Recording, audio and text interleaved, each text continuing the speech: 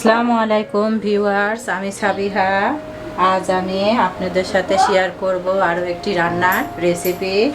আজ আমি আপনাদের করে দেখাবো লাউ শাক চচ্চড়ি।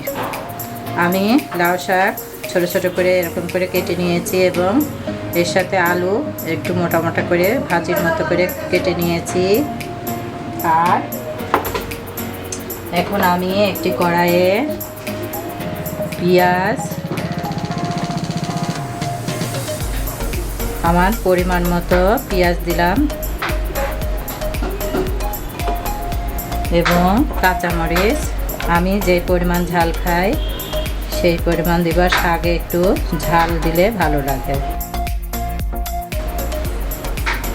এরপর পেঁয়াজ বাটা 1 চামচ,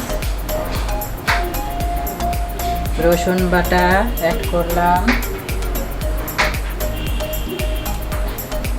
রসুন বাটা 2 চামচ এবং আদা বাটা 1 চামচ, জিরা পাউডার 1/2 চামচ, ধনে পাউডার 1/2 চামচ, মরিচ পাউডার 1/2 চামচ, হলুদ পাউডার 1/2 চামচ এবং স্বাদ মতো লবণ দিয়ে খুব ভালো করে হাত দিয়ে চটকে এরকমভাবে মাখিয়ে নিতে হবে মশলাগুলো। আর প্রিয় দর্শক, আমি আর একটা কথা বলি, শাকে এমনি একটু তেলের পরিমাণ বেশি দিতে হয়, তাছাড়া ভালো লাগে না খেতে। আর বিশেষত লাউ শাকে কিন্তু তেলের পরিমাণ একটু বেশি দেবেন। লাউ শাকটা যেহেতু খসখসে শাক, সেহেতু একটু তৈলাক্ত হলে শাকটা খেতে অনেক বেশি টেস্ট লাগবে।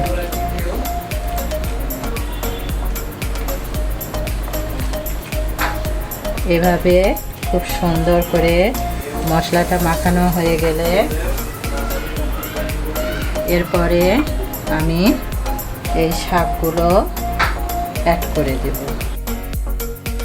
এইভাবে শাকগুলো উল্টে পাল্টে খুব সুন্দর করে চটকে মাখিয়ে নিতে হবে।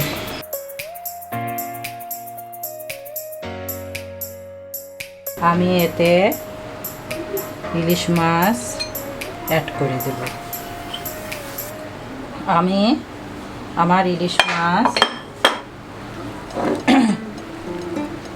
এই ইলিশ মাছটা আমি একটু হলুদ লবণ দিয়ে জাল দিয়ে ফ্রিজে রেখে দিয়েছিলাম, সেই মাছটাই এর সাথে অ্যাড করে দেব।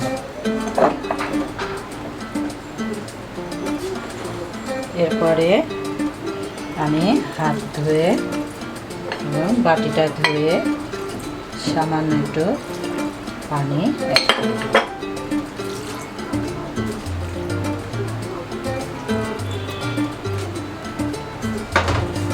এরপরে দর্শক,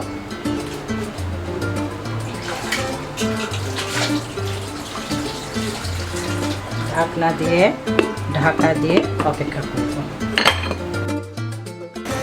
প্রিয় দর্শক, আমি আপনাদের একটু দেখানোর জন্য ঢাকনা তুলে আমি আপনাদের একটু দেখিয়ে দিচ্ছি। আমার রান্না এখনো কমপ্লিট হয়নি।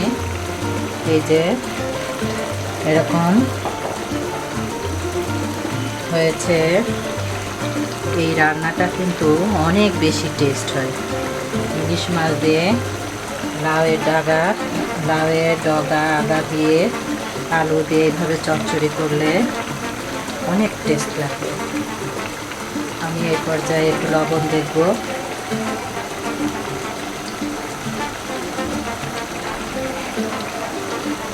অনেক টেস্ট হয়েছে, মাশাআল্লাহ।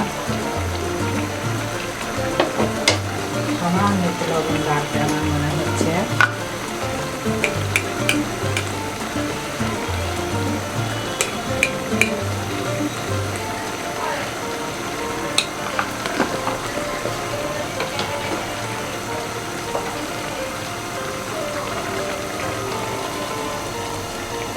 এরকমভাবে ঢাকা দিয়ে দিয়ে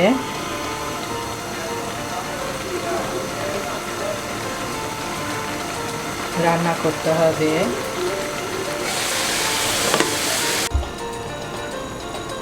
প্রিয় দর্শক, এই যে আমার তরকারি কিন্তু লবণ ঝাল একদম পারফেক্ট, আমি দেখছি চেক করে।